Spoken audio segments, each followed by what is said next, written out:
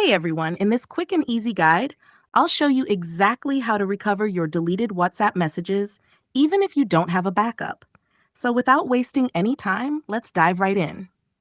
Step 1, open your File Manager app. Step 2, tap on All Files and then go to Internal Storage. Step 3, find and open the Android folder. Step 4, now go to Media, scroll down and tap com.whatsapp. Step 5, from there, navigate to WhatsApp databases. Step 6, select all the files in the databases folder. Step 7, tap Copy. Now go back to the WhatsApp folder, find the Backups folder, and paste all those files here. And that's it. Once you've done this, WhatsApp will detect those files and restore your deleted messages, even without an official backup. I hope this helped you out.